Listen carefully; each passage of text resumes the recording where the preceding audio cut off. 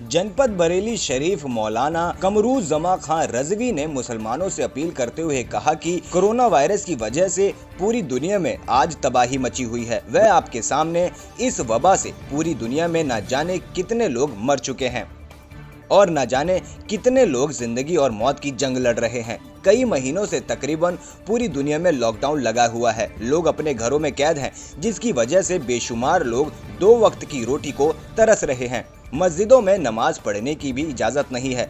जुम्मा और तरावी की नमाज भी मुसलमान मस्जिद में पढ़ने से महरूम है। अलविदा और ईद उल फितर की नमाज की इजाज़त भी मिलने की सूरत नज़र नहीं आ रही है।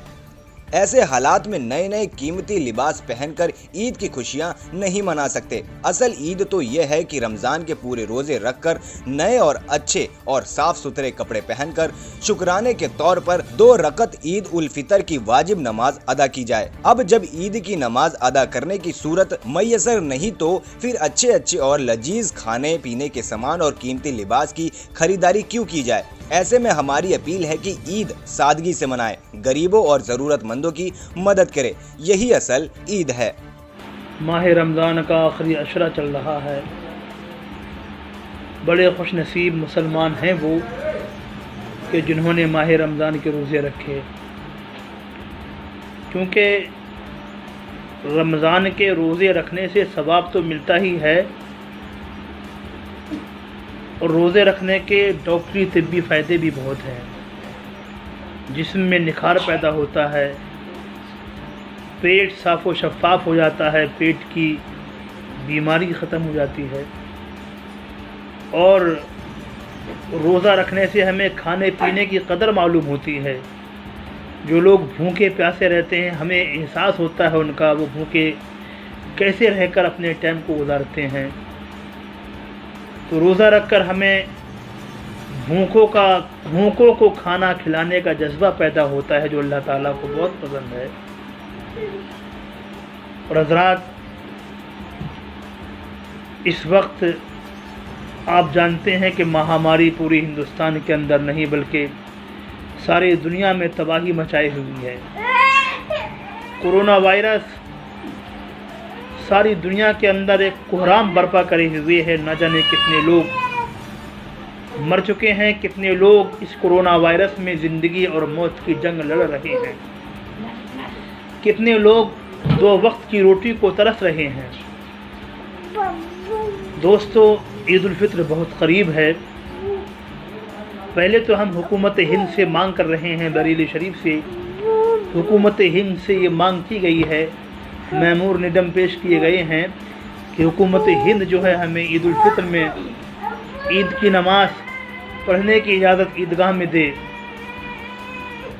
मैं भी यही हुकूमत हिंद से निवेदन करूंगा कि जिन शराइत के साथ शराब की दुकानें खोली गई हैं और कपड़े की दुकानें जिन शराइत के साथ खोली गई हैं, उन्हीं शराइत के साथ क़वानीन पर अमल करते हुए, लॉकडाउन का पालन करते हुए हमें भी ईद की नमाज़ पढ़ने की इजाज़त मस्जिदों में और ईदगाहों में दी जाए। ये बेहतर होगा। और अगर हमें हुकूमत हिंद इजाज़त नहीं दे रही है तो मैं अपने मुसलमान भाइयों से ये गुजारिश करूँगा, ये अपील करूँगा कि जो है जब ईद की नमाज हम ईदगाह में नहीं पढ़ सकते और हम इस लॉकडाउन की सूरत में जो है इस महामारी के आलम में मस्जिदों में नमाज़ पढ़ने से महरूम हैं और हम तिलावत और इबादत अपने घर ही में रह कर रहे हैं, हम घरों में क़ैद हैं, दोस्तों फिर हमारी ईद किस बात की, हम कैसे खुशियाँ मनाएं।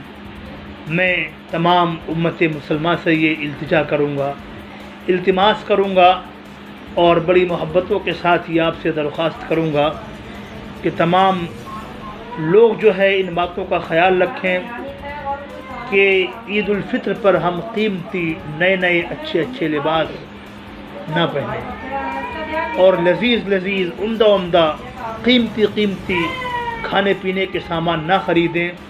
हम उस पैसे को बचाकर एक काम करें, जिस पैसे से हम कीमती लिबास, कीमती अच्छी ग़िज़ाएँ खाएंगे, हम उसी पैसे से जो है ज़रूरतमंदों की, गरीबों की, अपने गरीब अज़ीज़ रिश्तेदारों की मदद करें और अपने ख़ास तौर से अपने पड़ोसियों की। अगर आपका पड़ोसी कोई गरीब है, चाहे वो गैर मुस्लिम हो, हमें उसकी मदद करने کا ہمیں حق ہے۔ اسلام ہمیں اس بات کی ہمیں سختی سے اسلام ہمیں حکم دیتا ہے، بلکہ ہمیں سختی سے، کہ ہمارے پڑوس میں اگر کوئی غریب ہے تو ہم اس کی مدد کریں۔ میرے آقا کا فرمان ہے کہ اپنے پڑوسی کو، اگر پڑوسی بھوکا رہ گیا اور تم نے پیٹ بھر کر کھانا کھا لیا تو اس کا بھی تمہیں رب کے یہاں جواب دینا ہوگا۔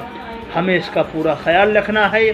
ہم عید الفطر کے اس موقع پر اپنے پیسے کو محفوظ کریں، بچائیں، ہم فالتو خرچ نہ کریں۔ اپنے اوپر پیسے کو ضرورت کے مطابق خرچ کر ہم اس پیسے کو غریبوں میں خرچ کریں۔ اور جو ہے اگر حکومت ہند ہمیں اجازت دے دے تو ٹھیک ہے، ہم بڑی شان سے عید الفطر کی نماز عیدگاہ میں جا کر پڑھیں، لاک ڈاؤن پر عمل کرتے ہوئے جن شرائط کے ساتھ ہمیں اجازت دے۔ اور اگر ہمیں حکومت ہند اجازت نہیں دے رہی ہے تو ہم اس بات کا خیال رکھیں، ہم بازاروں میں جا کر خریداری نہ کریں، اس پیسے کو بچا کر اپنے عزیزوں کا، رشتہ داروں کا، اپنے غریب بھائیوں کا خیال رکھیں۔ اللہ تعالی ہماری مدد فرمانے والا ہے۔ اللہ رب العزت اس ماہ مبارک کی برکت سے مولا اس کورونا وائرس جیسے موذی مرض کو مولا، اس موذی وبا کو مولا، اس بیماری کو مولا ہم سے دور فرمائے۔ السلام علیکم ورحمۃ اللہ وبرکاتہ۔